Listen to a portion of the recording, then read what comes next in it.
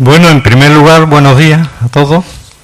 Y como hemos cantado, ahora es el tiempo de predicar la palabra, ¿verdad? Bueno, pues como sabemos, tenemos el libro de Números, capítulos 7 y 8. Como son capítulos largos, pues yo he escogido el capítulo 8, solamente, por el tiempo que tenemos. El 7 habla fundamentalmente de aquellas ofrendas que las familias y los príncipes del pueblo de Israel tenían que llevar para el tabernáculo. Y tiene evidentemente también enseñanza, pero me quiero centrar en el 8 porque el 8 habla de dos cosas importantes. Habla de la luz espiritual y habla de la consagración de los levitas. Los levitas, pertenecientes como es natural a la tribu de Leví, pues fueron escogidos por Dios para ser ayuda idónea a los sacerdotes. O sea que ellos, su ministerio era, por ejemplo, montar y desmontar el tabernáculo, ayudaban también en los sacrificios de animales, etcétera, ayudando. Podemos decir, acoplándolo hoy a la iglesia, eran como los diáconos, ¿verdad?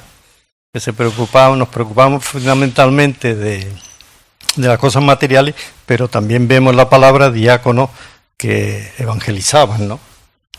Bueno, pues vamos a entrar en este capítulo. En este capítulo primero vamos a tocar los primeros 4 versos, después entraremos ya en la consagración de los levitas. Como sabemos, en el Antiguo Testamento, esas figuras, esos sacrificios y todo apuntaba a la obra de Jesucristo y apuntaba también a la futura iglesia. Entonces tenemos que traducir estas enseñanzas que vemos aquí y acoplarlas a Jesucristo y a su obra, ¿verdad? Y también a nosotros en la actualidad.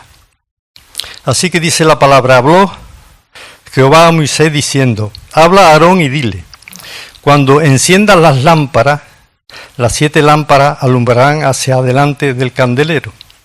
Y Aarón lo hizo así, encendió hacia la parte anterior del candelero sus lámparas, como Jehová lo mandó a Moisés.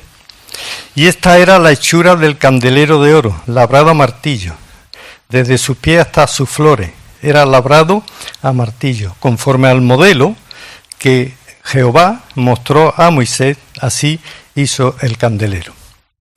Este candelero supongo yo que era uno de los elementos más hermosos que había en el tabernáculo, ¿verdad?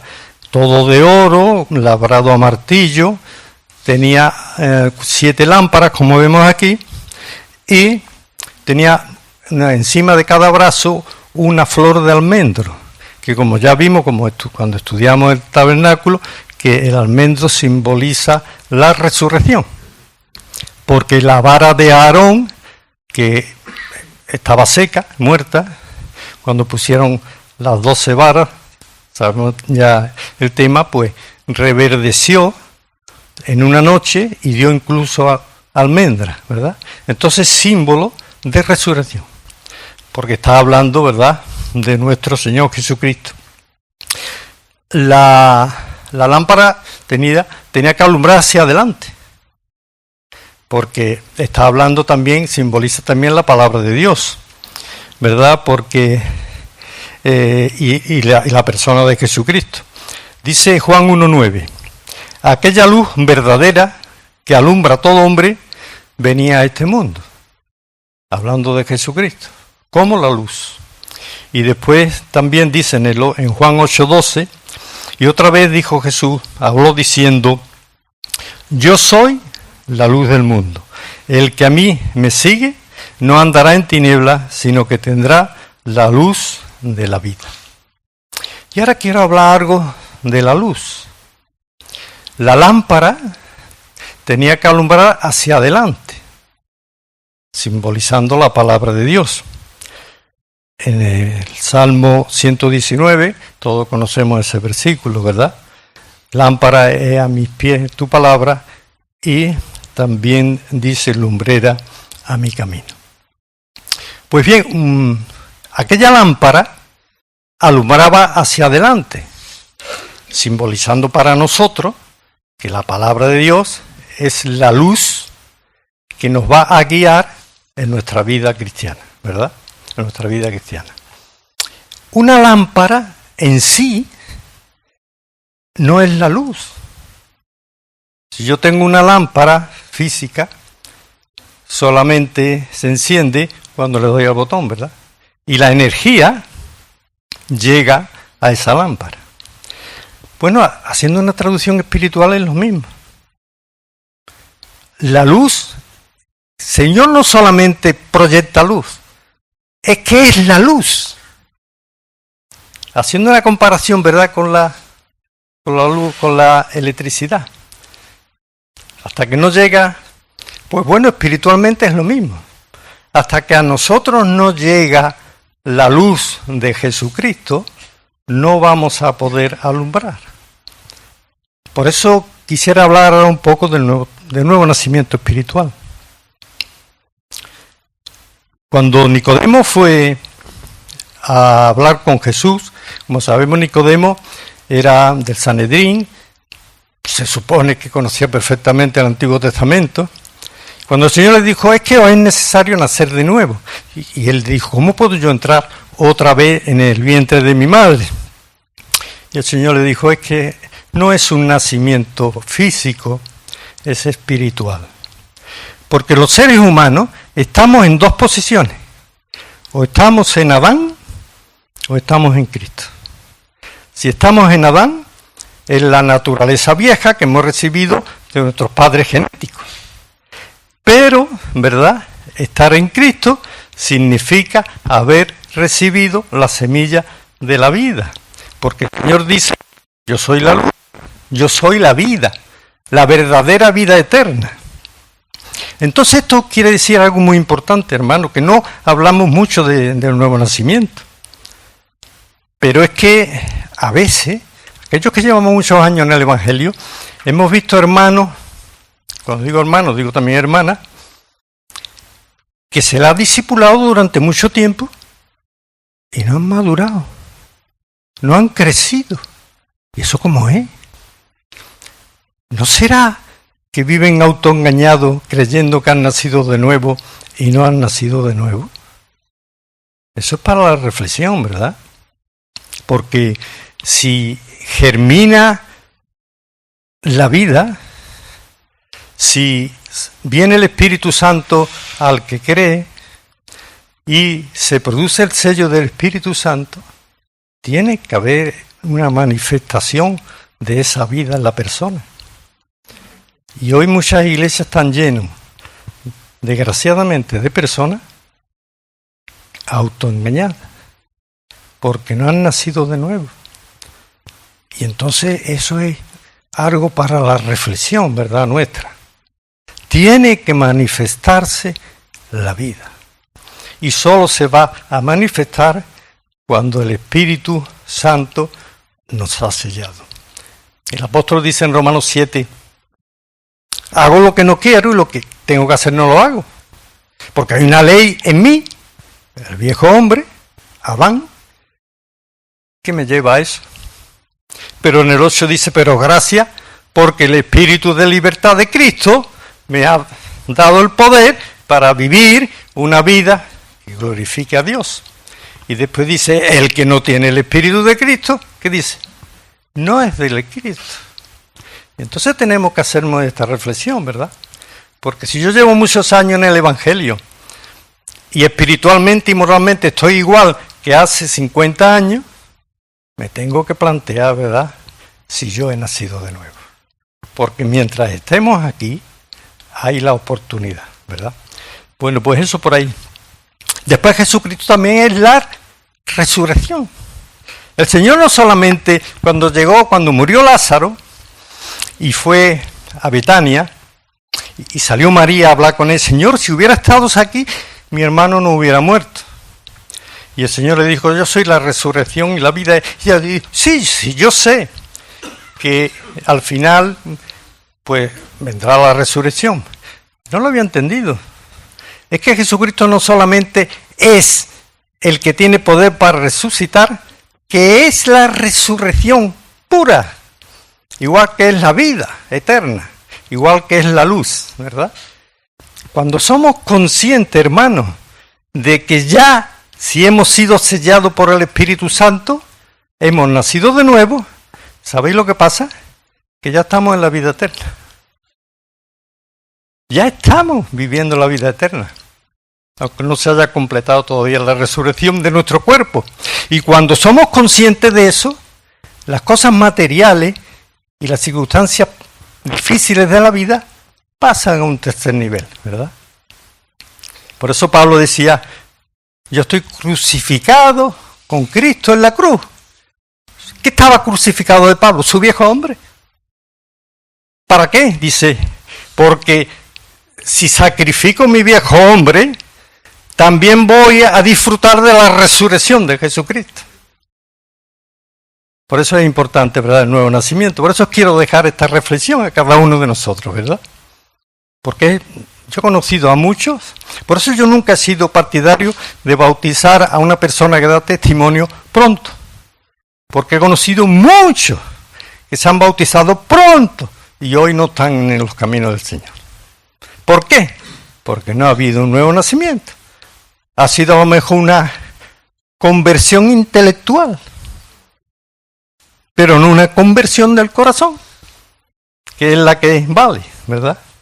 Hijo mío, dame tu corazón. Bueno, pues vamos a continuar hacia adelante. Ahora se nos habla, perdonad, porque se me seca un poco la boca, de la consagración de los levitas. Los levitas tenían primero que purificarse, igual que nosotros. Si nosotros queremos servir al Señor, no solo en un ministerio de la iglesia, sino en nuestra vida tiene que ser limpiada, porque si no, no vamos a poder servirle bien. Y dice así la palabra, también Yahvé habló a Moisés diciendo, toma a los levitas de entre los hijos de Israel, y haz expiación por ellos. Así harás para expiación por ellos. Rocia sobre ellos el agua de la expiación, y haz pasar la navaja sobre todo su cuerpo, y lavarán sus vestidos, y serán purificados. Aquí había tres cosas que había que hacer, ¿verdad? El agua de la expiación. El agua que estaba allí con esa pila, el lavacro donde se tenían que lavar, está simbolizando también la palabra. Porque el Señor le dijo un día a su discípulo, ya vosotros estáis limpios, ¿por qué? Por la palabra de que hoy os he hablado. Luego la palabra es fundamental. Cuando un inconverso se acerca queriendo reconciliarse con Dios, lo primero que le va a impactar es la palabra de Dios. Porque le va a hacer ver su situación que está perdido, ¿verdad? Después, al aceptar el Evangelio, pues, ¿cuál es? Cuando empezamos a conocer el Evangelio, ¿qué tenemos que hacer para que el Espíritu llegue a nosotros? Pues hay un instrumento, un interruptor, ¿verdad? ¿Y qué es ese interruptor? La fe. Que ahí todos podemos, ¿verdad? Todos podemos encender un interruptor. Pero si no le damos el interruptor a la fe, si no creemos en ese sacrificio, en esa persona, en esa obra, pues a lo mejor nos convencemos, a lo mejor intelectualmente decimos, pues esto es la verdad. Yo conocí, como ya a veces lo he predicado, un compañero mío, un amigo, lo llevaba a la iglesia, era muy inteligente, un día me dijo, lo he predicado varias veces, ya no voy a venir más. Y digo, ¿por qué? Dice, pues mira, yo he entendido que está la verdad, pero yo no quiero vivir como la verdad, como el Evangelio me exige. No quería, ¿verdad? No quería depositar la fe en Jesucristo. Pues la palabra dice muy claro, en Romanos 8, que el que no tiene a Cristo, o el Espíritu de Cristo, no es de Cristo. Y esa es la reflexión. ¿Por qué? Porque somos libres. El Señor nos ha dado libre albedrío, ¿verdad? Bueno, pues esa palabra es fundamental, que nos limpia. Después hay otro verso que lo conocemos mucho, Hebreos 4:12, que habla de la palabra de Dios, ¿verdad? Porque la palabra de Dios es viva y eficaz y más cortante que toda espada de dos filos, que penetra hasta partir el alma y el espíritu, ¿verdad? Las coyunturas y los tuétanos, y discierne los pensamientos y las intenciones del corazón. Por lo tanto, es fundamental, ¿verdad?, el efecto de la palabra. Después dice, tenían que hacer pasar la navaja sobre todo su cuerpo. Pasar, o sea, afeitarse. También es símbolo de la palabra de Dios. A veces, en nuestro caminar por la vida, se nos pega mucho el polvo de este mundo. En nuestro vocabulario a veces, ¿verdad?, tenemos palabras que dicen, ¿por qué he dicho yo esta palabrota? Porque se nos ha pegado. Y a veces participamos de cosas con las personas que no son creyentes que no se nos ha pegado. Recuerdo yo una cosa interesante que os voy a contar. Hace unos años yo estuve en Marruecos con mis hermanos y una sobrina nuestra nos llevó, no sé, a una especie de centro de belleza para que nos limpiaran la piel. Y entonces resulta que yo me quedé asombrado porque era como una especie de esponja, como lija. Nos daban por el cuerpo, por las piernas. Claro, teníamos nuestro bañado puesto. Y yo me quedé asombrado cuando vi la mierda que salía de allí. Mira, una cosa negra. Y yo sabía, todo esto tenía yo en mi piel. Bueno, pues esta navaja está simbolizando eso. Que muchas cosas se nos pegan en la vida, conversaciones, amistades, que tenemos que limpiarlas si queremos servir al Señor, ¿verdad? Es lo que está simbolizando aquí la navaja. Y después dice, y lavarán su vestido y serán purificados. Los vestidos es lo que físicamente lo que nos ponemos, lo que las demás personas ven, ¿no? ¿De qué está hablando? De nuestro testimonio, de nuestras costumbres, de cómo vivimos en medio de esta sociedad, ¿verdad? De eso hablan los vestidos. Y mirad lo que nos dice sobre este aspecto, lo que nos dice Apocalipsis 7, 13 y 14. Apocalipsis 7, 13 y 14. Dice lo siguiente. Entonces uno de los ancianos habló diciéndome, estos que están vestidos de ropa blanca, ¿quiénes son y de dónde han venido? Yo le dije, Señor, tú lo sabes, le dijo el apóstol Juan. Y él me dijo, estos son los que han salido de la gran tribulación y han lavado su ropa y las han emblanquecido en la sangre del Cordero. O sea, que la limpieza de nuestros vestidos es haber lavado todos nuestros pecados en la sangre del Señor. Por eso en el libro de Apocalipsis, cada vez que aparecen los salvos, aparecen con túnicas blancas, ¿verdad? Porque el blanco es símbolo de pureza.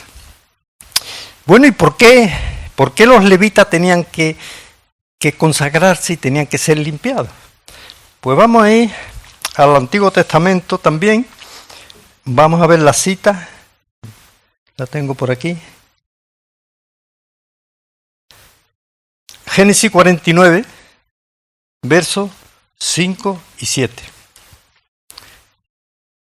49, 5 y 7. Aquí está hablando, profetizando Jacob sobre el futuro de sus 12 hijos. Y dice lo siguiente. 5 al 7. Simeón y Leví son hermanos. Armas de iniquidad sus armas. En su consejo no entre mi alma, ni mi espíritu se junte en su compañía, porque en su furor mataron hombres, y en su temeridad desjarretaron toros. Dice, maldito su furor que fue fiero, y su ira que fue dura. Yo los aparté en Jacob y los esparcí en Israel. Había motivo, ¿verdad? Porque esta tribu había sido violenta. Cuando Moisés bajó del monte, ¿verdad? Y después de 40 días, y vio que habían caído en la idolatría con el becerro de oro, y entonces Moisés rompió las tablas, y después dijo, ¿quién se junta conmigo? Y se juntó solo la tribu de Leví, y después pasaron a espada a todos los idólatras, ¿verdad? Entonces necesitaban purificación. Igual que también nosotros hoy en día, ¿verdad? Necesitaban purificación. Así por eso, pues, está todo esto de lo que aquí está exponiendo. Luego dice, tomarán un novillo con sus ofrendas de flor de harina amasada con aceite, y tomarás otro novillo para expiación. Y hará que los levitas se acerquen delante del tabernáculo de reunión y reunirá a toda la congregación de los hijos de Israel. Y cuando haya acercado a los levitas delante de Yahvé, pondrán los hijos de Israel su mano sobre los levitas. Y ofrecerán a Aarón los levitas delante de Jehová en ofrenda de los hijos de Israel y servirán en el ministerio de Jehová. O sea que todo el pueblo de Israel, al poner la mano sobre los levitas, y después los levitas tenían que poner sus manos sobre aquellos novillos, simbólicamente estaban pasando los pecados del pueblo de Israel y de los levitas para que Dios lo limpiara, ¿verdad? Está simbolizando igualmente a la obra de Cristo, ¿verdad? Cristo en la cruz recibe sobre él los pecados de todos los seres humanos para ser limpiados. Pero ¿cuáles son los que van a ser limpiados? Aquellos que encienden el interruptor, ¿verdad? Aquellos que depositan su fe en la persona y en la obra de Jesucristo. El que no tiene al Hijo no tiene la vida. Y el que tiene al Hijo tiene la vida. Y para tener la vida significa que Jesucristo mora en nosotros. Dice el Señor también, el que hace mi mandamiento es el que me ama. Y entonces mi Padre le amará y vendremos a él y cenaremos con él. ¿Verdad? A la iglesia de la Odisea le dice que está a la puerta y llamo. Hay oportunidad, ¿verdad, hermano? Si no hemos nacido de nuevo. Todavía mientras estemos en esta vida. Entonces debemos de reflexionar, ¿verdad?, sobre este tema. Yo sé que muchas veces, sobre todo en la juventud, hay dudas, ¿seré yo salvo o no seré salvo? ¿Verdad? Pues no es tan difícil, ¿verdad? No es tan difícil. Porque tiene que haber fruto. Tiene que haber un cambio. Tenemos que dejar de estar en Adán y pasar a estar en Cristo.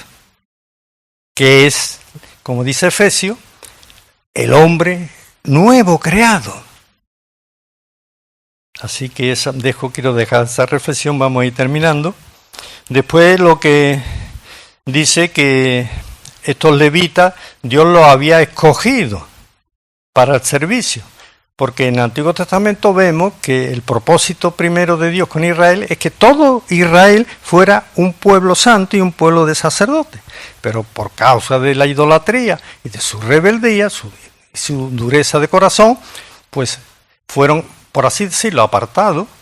Y Dios escoge a los levitas para el servicio de esto. Por eso dice lo siguiente: he tomado a los levitas en lugar de todos los primogénitos de los hijos de Israel, que como sabemos fueron escogidos en Egipto cuando el pueblo sale de la esclavitud de Egipto. Y después lo que viene ya, que vamos a ir terminando, lo que viene a continuación es el servicio que tenían que hacer los levitas en el ministerio. Los levitas se empezaban a preparar con 25 años, pero entraban a funcionar como levitas a los 30 hasta los 50. Porque eso es lo que dice aquí los versículos que quedan. Cuando ellos cumplían los 50, ya dejaban el ministerio que tenían y se encargaban, pues aquí lo dice en el verso último, dice, y servirán con sus hermanos en el tabernáculo de reunión para hacer la guardia, pero no servirán en el ministerio, ¿verdad? Así hará con los levitas en cuanto a su ministerio, o sea, hasta los 50 años podían ejercerlo, después ya tenían otras actividades menos importantes. Pues bueno, hermanos, terminamos, ¿verdad? Diciendo que tenemos que tener conciencia de que solo en Cristo está la vida eterna, que es necesario el arrepentimiento, que es necesario que seamos sellados por el Santo Espíritu y que entonces tomemos conciencia de que ya estamos en la vida eterna. Y cuando tomamos conciencia, las cosas del mundo pasan a otro término. Sabemos que es necesario tener una casa, tener un vestido, tener alimento, pero lo más importante, ¿verdad?, es, pues, como dice la palabra, pensar en las cosas de arriba. El apóstol Pablo dice que bueno, que los sufrimientos en este tiempo en el mundo no son comparables con las inescrutables bendiciones de la vida eterna. Por eso dice también la palabra que alaba a Dios, ¿verdad? Porque nos ha bendecido, nos bendijo, dice, ya en pasado, ¿verdad? Con bendiciones espirituales en los cielos por medio de Jesucristo. Así que, hermano, entender la vida eterna es difícil, pero Dios vive en un presente continuo. Y ya antes de la fundación del mundo, ya estaba planificado el sacrificio de Cristo. Y estaba planificado y escogido, ¿verdad?, aquellos que íbamos a creer. Así que dejo con esta reflexión que es importante. Hermanos, prediquemos más el nuevo nacimiento. Al Señor sea la gloria.